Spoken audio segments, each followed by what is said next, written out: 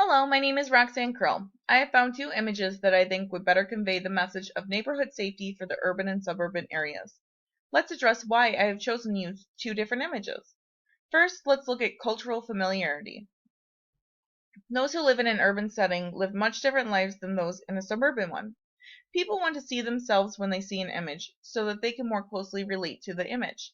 They want to feel like the message actually connects with them. There are certain cultural clues in each of these images that will do that for each separate audience. If we look at the suburban image first, we can see that there are four white younger children walking down a sidewalk with some sticks. When a suburban family sees this, they can relate immediately. The children look like family, and there are no adults to supervise them. In the background, we can see nice houses and strategically placed trees, much like in a suburban community. These things all speak to the safe and almost gated lifestyle that is expected when living in a nice suburb. Parents want their children to be able to go out with no supervision. That's what safety means to them. If we look at the urban image, we can see two kids and an adult of different races painting a beautiful mural over graffiti.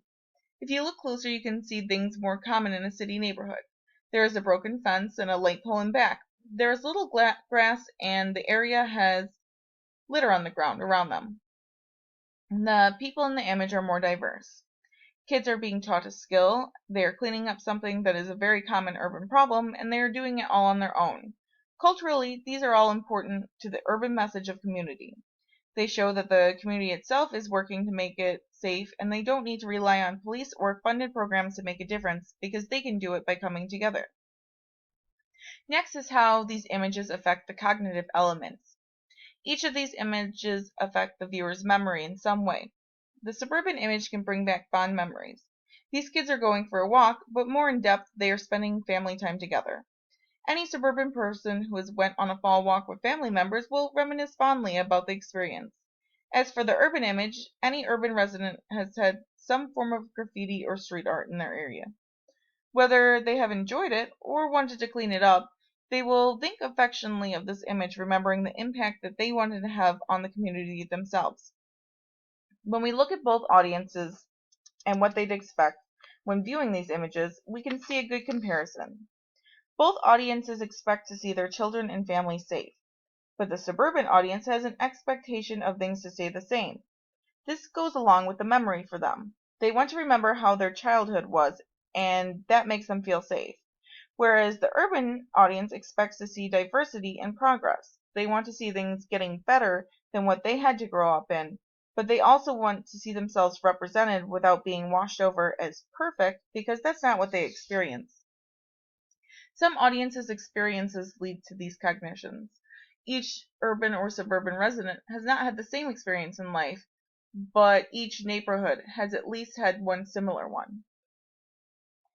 Also, if we look at the emotional engagement of these images, we can see quite the contrast.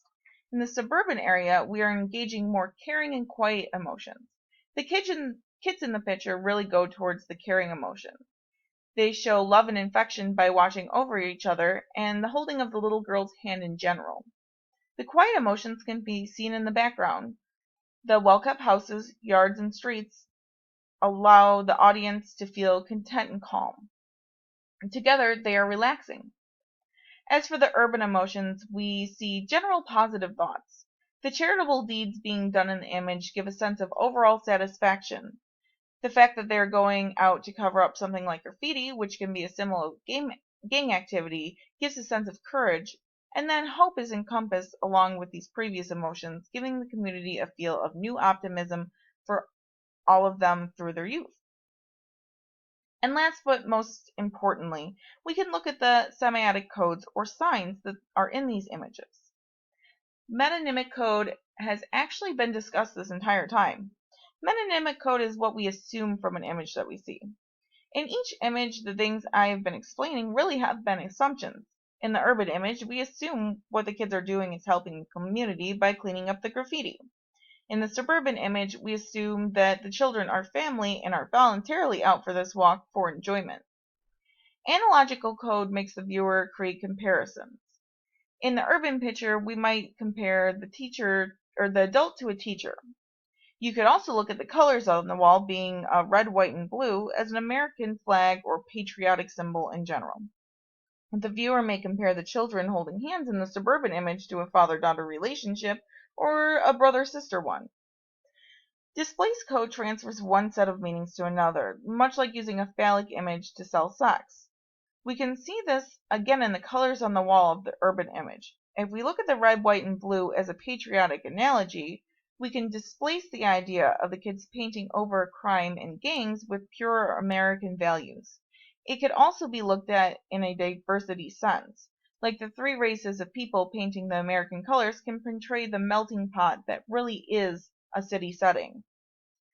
In the suburban scene, we can look at the stick as a weapon. The kid could be using it to fend off intruders, kidnappers, or any unwanted advances towards any of the children.